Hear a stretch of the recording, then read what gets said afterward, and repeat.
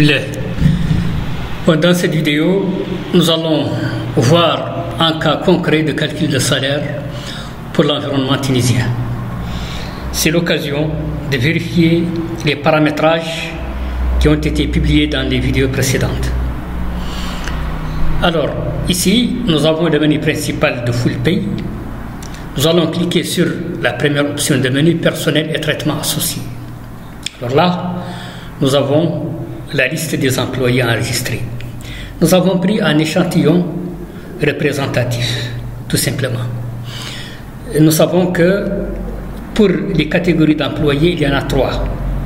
Il y a la catégorie des cadres, à laquelle appartient M.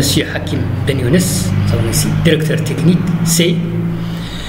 Nous avons la catégorie des agents de maîtrise, à laquelle appartient Madame Ben Zekri Fatouma, vérificatrice M. Et nous avons la troisième catégorie, celle des agents d'exécution ou employés simples, à laquelle appartient Mademoiselle Haïfa Septi, secrétaire, catégorie E. Voilà. Parce que les salaires de base dépendent de la catégorie. Donc, nous avons pris ici un échantillon représentatif tout simplement.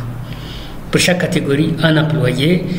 Et maintenant, pour cet employé-là, Hakim Ben Younes, nous allons double-cliquer pour accéder à sa fiche, la fiche de l'employé. Bien sûr, pour une fiche d'employé, on a l'état civil qui recense toutes les informations correspondantes à l'état civil, la partie administrative, etc. Ça, ce n'est pas l'objet de cette vidéo. L'objet de cette vidéo, c'est le calcul des salaires. Donc ici, nous avons ce monsieur qui appartient à la convention collective de l'électricité et de l'électronique. Signalons que dans Full Pay, toutes les conventions collectives en Tunisie ont été intégrées. Nous avons ici la liste de toutes les conventions collectives en Tunisie. Et nous avons aussi, pour cette convention collective, nous avons tous les salaires catégoriels qui ont été intégrés dans le logiciel. La preuve en est que si nous prenons une catégorie E, c'est-à-dire employé simple ou agent d'exécution, nous avons toutes les classes correspondantes de 1 jusqu'à 11. Et quand on sélectionne une classe, nous avons les salaires catégoriels par échelon ou niveau. Ils sont là. Donc, quelle que soit la classe que nous prenons, nous avons les salaires catégoriels correspondants qui s'affichent. Et c'est valable bien sûr pour la catégorie M, c'est-à-dire les agents de maîtrise, et pour la catégorie C. Donc, voilà. Alors ça veut dire quoi? Ça veut dire qu'au niveau de la fiche de l'employé, il suffit tout simplement de sélectionner la catégorie correspondante pour avoir le salaire de base. Ici, par exemple, pour Hakim Ben Younes, nous avons C4-5. Si nous changeons, par exemple, de niveau 8, par exemple, nous voyons automatiquement le salaire de base modifié en conséquence. Si nous prenons, par exemple, le niveau 11, eh bien, le salaire de base est modifié en conséquence. Si nous prenons le niveau 13, le salaire de base est modifié en conséquence, etc. Donc, nous avons le salaire de base qui est récupéré automatiquement par Full Pay pour l'employé dont la catégorie a été sélectionnée. Très bien. Alors maintenant, nous allons passer au calcul de salaire pour ce monsieur Hakim Ben Younes. Donc là, nous allons passer vers la saisie des bulletins. Eh bien voilà. Donc ici, nous avons le bulletin de l'employé. D'accord? Nous avons le bulletin de l'employé qui contient donc toutes les rubriques qui sont valables pour cette catégorie d'employés. Voilà. Donc, nous avons le nombre d'heures travaillées, le salaire de base, la note mensuelle, la prime de gratification annuelle, etc., etc. Donc ici, nous avons ici les cotisations, corps, les différentes cotisations avec leur taux, d'accord. Ensuite, nous avons ici l'impôt avec les différentes rubriques correspondantes, etc. Donc, ça, on l'a récupéré à partir des rubriques qui ont été paramétrées dans les vidéos précédentes. Alors maintenant, ce que nous allons faire ici, c'est ça. C'est que pour cet employé, nous allons consulter un peu sa fiche et voir les éléments qui sont considérés pour le calcul, la détermination de l'IRPP en Tunisie. Eh bien ça, c'est au niveau des valeurs spécifiques. Donc ici, nous avons comme caractéristique de cet employé, catégorie employé 3, c'est-à-dire cadre. Chef de famille 0, c'est-à-dire non, nombre d'enfants pris en charge 0, nombre de handicapés pris en charge 0. Voilà donc les éléments nécessaires pour le calcul de l'IRPP pour l'employé. Voilà, donc maintenant, nous allons ces éléments comme salaire de base, etc., qui sont fixés par la convention collective de l'employé. Ça viendra automatiquement. Par contre, pour cet employé, nous avons mis un sursalaire de 1200 dinars. 1200 dinars, donc c'est le directeur technique, c'est un responsable qui a donc des indemnités pour sa responsabilité et la sensibilité du poste qu'il occupe. Donc pour cela, nous lui avons donné comme sursalaire 1200. Donc on a renseigné 1200 comme valeur de sursalaire. Alors maintenant, nous allons passer au calcul. Nous allons calculer. Donc on va lancer le calcul pour ce monsieur. Eh bien, voilà, le calcul est fait. Donc, voilà le bulletin calculé. Donc là, nous avons le nombre d'heures travaillées, nous avons le salaire de base, c'est venu automatiquement parce que c'est lié à la catégorie de l'employé. Idem pour l'indemnité de transport, l'indemnité de présence, et il y a le sursalaire, 1200, qu'on a saisi. Ce qui fait un total brut de 2790,426. Alors maintenant, nous avons les cotisations, d'accord. Donc en Tunisie, il y a ces 4 cotisations, d'accord, dont le total est de 9,18%, d'accord. Et nous avons donc la retenue pour cotisation, la retenue salariale est de 256,162. La retenue patronale est de 45,836. Maintenant, nous avons l'impôt, le calcul de l'impôt. Alors là, comme on a vu dans les vidéos précédentes, nous avons vu qu'il y a 2 méthodes de calcul de l'IRPP, soit en se basant sur les valeurs mensuelles, soit en se basant sur les valeurs annuelles, et en fin de compte divisé par 12 pour avoir le montant de l'IRPP.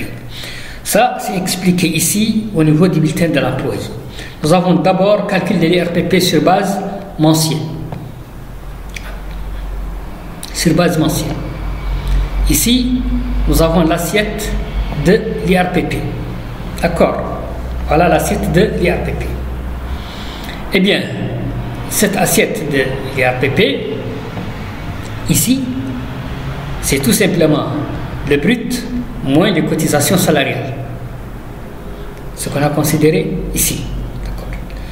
Alors maintenant, il y a l'abattement pour frais professionnels, tout simplement, qui est de ça, 166,667. Bon, nous pouvons par exemple choisir d'afficher toutes les rubriques, d'accord. Alors là, pour voir plus en détail au niveau de... Donc, nous avons abattement pour charge de famille égal à 0, parce que nous avons vu que l'employé n'est pas chef de famille et qu'il n'a pas d'enfants ni de personnes en charge. Donc, pour l'abattement, c'est 0, il n'y a rien. L'abattement pour frais professionnels, 166,667. En fait, c'est les 2000 qu'on a divisé par 12 pour avoir le montant mensuel. Alors la base de l'IRPP, maintenant, c'est l'assiette moins l'abattement. Ça nous donne ça. Il y a une tranche exonérée de l'IRPP qui est égale à 5 000 annuels. On a divisé ici par 12 pour avoir le montant mensuel. Donc le salaire net imposable, c'est ça moins ça. Voilà. C'est ce salaire net imposable qui va être réparti sur les différentes bases des tranches. Alors maintenant, nous avons les différentes tranches de l'IRPP. Tranche 1, alors voilà sa base, son taux c'est 26%, ça nous donne ça. Deuxième tranche, 701,333, taux 28%, 146,373, ça c'est les valeurs mensuelles. Tranche 3, sa base est 0, donc son montant est 0, de même que la tranche 4. Donc montant IRPP, somme tranche annuelle, c'est la somme de ces deux tranches. Donc ça nous donne 521,373. Et là, nous avons la contribution sociale solidarité, d'accord, qui est donc une base fois un taux. La base, c'est la base de l'IRPP. C'est la base de l'IRPP, ça, multiplié par 1%. Donc ça nous donne 23,6. Donc ça, c'est pour le calcul sur base mensuelle. Alors maintenant, si nous voyons le calcul sur base annuelle, eh bien, l'assiette de l'IRPP annuel est égale à 30 411. C'est en fait cette assiette-là multipliée par 12. Ça nous donne ça. Alors, abattement annuel pour charge de famille égale à 0, parce que employé non chef de famille sans enfant. Abattement annuel pour frais professionnels, c'est 2000. L'abattement pour frais professionnels, c'est 2000. En le divisant par 12, nous avons 166,667 qui est là. D'accord. La base annuelle de l'IRPP est de 28 412, donc c'est ça moins ça. La tranche annuelle exonérée de l'IRPP, elle est de 5 000. Et là, nous avons le salaire net annuel imposable, qui va être donc réparti sur les différentes tranches. Nous avons donc ici 15 000, c'est la première tranche, fois 26%, ça nous donne ça. Deuxième tranche, 8 412, c'est annuel, fois 28%, ça nous donne ça. Troisième tranche, base 0, montant 0. Quatrième tranche, même chose, base 0, montant 0. Montant annuel de l'IRPP, c'est donc l'ensemble des deux tranches qui sont là, ça fait 6 255. Alors, le montant de l'IRPP, valeur annuelle divisée par 12, c'est donc ce montant, 6 255,36, qu'on divise par 12. Et là, on trouve donc l'IRPP mensuel, 521,28. Et là, nous avons trouvé 521,373. Nous voyons une petite différence qui ne fait même pas 100 millim. C'est la différence entre les deux. Mais nous voyons que cette valeur est inférieure à celle-là. Donc si on se base sur la base annuelle, la retenue opérée sur le salaire de l'employé est inférieure que la retenue si on considère la base mensuelle. Donc ça avantage l'employé et par conséquent, il est conseillé de l'utiliser. La contribution sociale solidarité, eh bien, c'est la base de l'IRPP 28 412, annuel bien sûr, fois 1%. Ça nous donne donc, ça c'est la contribution sociale solidarité annuelle. Donc la base de l'IRPP fois 1%, ça nous donne 234,12. Et la contribution sociale solidaire valeur annuelle divisé par 12, vous voyez ici. Donc c'est ce montant-là, d'accord, ce montant divisé par 12, ça nous donne 23,677 dinars. D'accord. Et nous voyons donc que c'est inférieur, mais de manière vraiment très petite par rapport à la valeur qui est là. D'accord. Et nous avons donc retenu sur les gros salaires, ça c'est spécifique aux gros salaires, donc c'est 1%, ça nous donne 594,073. Voilà donc pour cet employé. Alors là, nous allons modifier certaines données. Donc, au niveau de la fiche de l'employé, nous allons par exemple considérer que l'employé est chef de famille. D'accord? On valide. Alors, chef de famille. Nous allons donc actualiser les calculs maintenant et voir comment ça s'est répercuté au niveau du bulletin. Alors là, donc, nous voyons que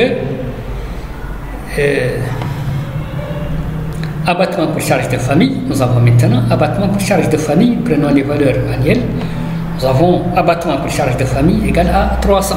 C'est bien ce qui est spécifié dans le Code général des impôts. L'abattement pour charge de famille est de 300 dinars annuels.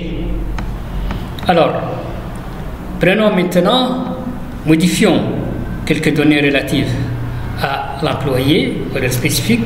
On va lui donner par exemple des enfants en charge. Supposons donc qu'il a 3 enfants en charge. Alors là, on actualise le calcul et là, nous allons voir qu'est-ce qui s'est passé maintenant pour bulletin.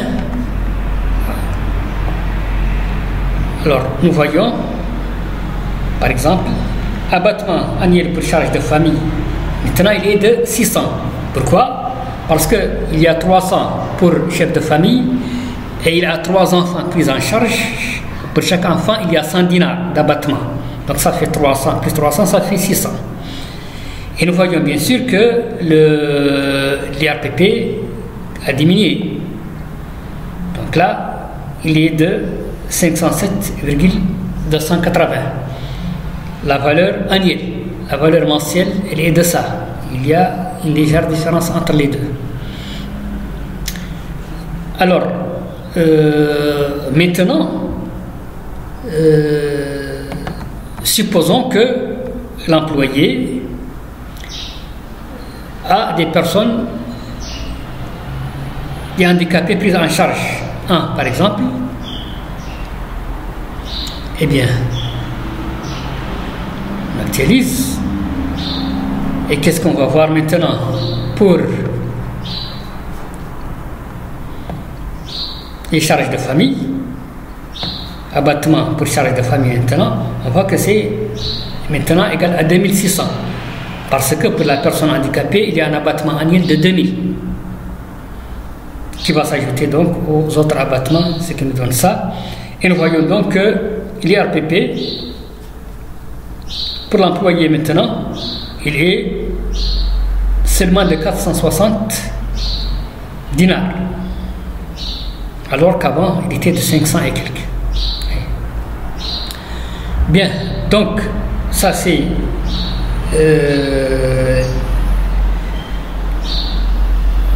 on voit donc différents cas de figure, d'accord? Et on voit comment ça se répercute sur l'impôt de l'employé et son net à payer. D'accord? Bien.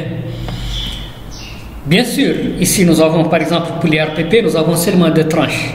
Cela est dû au fait que le salaire brut n'est pas assez. Voyons par exemple maintenant si nous modifions le sursalaire. Le sursalaire ici il est de 2200. Nous allons le mettre par exemple à 3000. 3000, voilà. Donc, maintenant, les bulletins. Alors là, maintenant, nous allons voir que nous avons la 3e tranche maintenant qui est pourvue. D'accord? Mais on va augmenter pour avoir les 4 tranches. Donc, non pas 3000, mais nous allons mettre 4500 par exemple. Voilà. Donc, dans ce cas, nous voyons que les 4 tranches sont pourvus. Les 4 tranches de l'IRPP sont pourvues. La première tranche, dont la base annuelle est de 15 000. La deuxième, base annuelle 10 000. La troisième, base annuelle 26 000. Et la quatrième, base annuelle 5 776. Bon, donc ici nous avons le montant de l'IRPP égal à 1420,133. Et là, le montant en se basant sur les valeurs mensuelles est de 1400,133. Donc on voit que si le salaire augmente, la différence s'atténue